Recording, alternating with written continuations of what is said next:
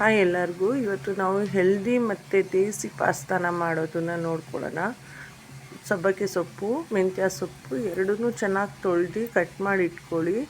ಈರುಳ್ಳಿ, ಟೊಮೆಟೊ, ಶುಂಠಿ ಬೆಳ್ಳುಳ್ಳಿ ಪೇಸ್ಟು, ಸ್ವಲ್ಪ ಬೆಳ್ಳುಳ್ಳಿ, ಇದಿಷ್ಟನ್ನು ಕಟ್ ಮಾಡಿ ಇಟ್ಕೊಂಡಿದ್ದೀನಿ. ಖಾರದ ಪುಡಿ, ಉಪ್ಪು, ಅರಿಶಿನ, ಸ್ವಲ್ಪ ಗರಂ ಮಸಾಲ, ಇದಿಷ್ಟು ಹಸಿಟ್ಟಿಗೆ, ಗೋಧಿ ಹಸಿಟ್ಟಿಗೆ ಹಾಕಿ ನಾವು ಗೋಧಿ ಹಸಿಟ್ಟನ್ನ ಚಪಾತಿ ಕನ್ಸಿಸ್ಟೆನ್ಸಿ ಬರೋಷ್ಟು ನಾದಿಸ್ಕೋಬೇಕು.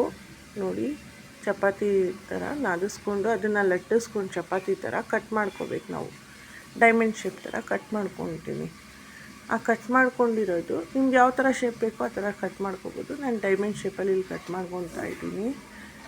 ಕಟ್ ಮಾಡಿಬಿಟ್ಟು ನೋಡಿ, ಈ ಥರ ಪೀಸಸ್ ಆಗುತ್ತೆ. ಅದ್ರ ಮೇಲೆ ಸ್ವಲ್ಪ ಹಸಿಟ್ಟು ಉದುರಿಸ್ಬಿಟ್ಟು ಇಕ್ಕಿ ನೀವು ಈ ಥರ ಶೇಪಲ್ಲಿ ಕಟ್ಟಾಗುತ್ತೆ. ಮತ್ತು ಖಾರದ ಪುಡಿ, ಉಪ್ಪು, ಅರಿಶಿನ, ಧನಿಯಾ ಪುಡಿ ಇದಿಷ್ಟನ್ನು ತಗೊಂಡು ಒಂದು ಪಾತ್ರೆಯಲ್ಲಿ ಎಣ್ಣೆ ಇಕ್ಕಿ ಆ ಎಣ್ಣೆಗೆ ಈರುಳ್ಳಿ ಮತ್ತು ಟೊಮೆಟೊ, ಶುಂಠಿ ಬೆಳ್ಳುಳ್ಳಿ ಪೇಸ್ಟು, ಬೆಳ್ಳುಳ್ಳಿ ಏನು ತೊಗೊಂಡಿದ್ದೀವಿ ಅದೆಲ್ಲ ಹಾಕಿ ಚೆನ್ನಾಗಿ ಬಾಡಿಸ್ಕೊಳ್ಳಿ.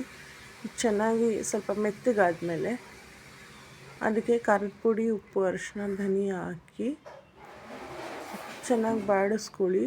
ಸ್ವಲ್ಪ ಹೊತ್ತು ಮುಚ್ಚಿಕ್ಕಿ ಆಮೇಲೆ ನಾವೇನು ಸಬ್ಬಕ್ಕಿ ಸೊಪ್ಪು ಮತ್ತು ಮೆಂತ್ಯ ಸೊಪ್ಪು ತೊಗೊಂಡಿದ್ವಲ್ಲ ಅದನ್ನು ಹಾಕಿ ಬಾಡಿಸ್ಕೊಂಡು ಸ್ವಲ್ಪ ಹೊತ್ತು ಲಿಡ್ ಕ್ಲೋಸ್ ಮಾಡಿ ಇಕ್ಕಿ ನೀವು ನೋಡಿ. ಈ ಥರ ಚೆನ್ನಾಗಿ ಅದು ಬಾಯ್ಲ್ ಆದಮೇಲೆ ನೀರನ್ನು ಹಾಕಿ, ನೀರೊಂದು ಕಡೆ ನಾನು ಬಿಸಿ ಮಾಡೋಕ್ಕೆ ಇಕ್ಕಿದ್ದೆ. ಆ ನೀರನ್ನು ಹಾಕಿಬಿಟ್ಟು ನಾವೇನು ಕಟ್ ಮಾಡ್ಕೊಂಡು ಇಟ್ಕೊಂಡಿದ್ವಲ್ಲ ದೇಸಿ ಪಾಸ್ತಾ ಅದನ್ನು ಅದರೊಳಗಡೆ ಒಂದೊಂದೇ ಹಾಕಿ.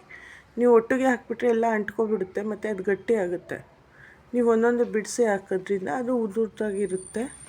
ನೋಡಿ, ರೆಡಿಯಾಗಿದೆ ನಮ್ಮ ದೇಸಿ pasta. Thank you for watching our channel.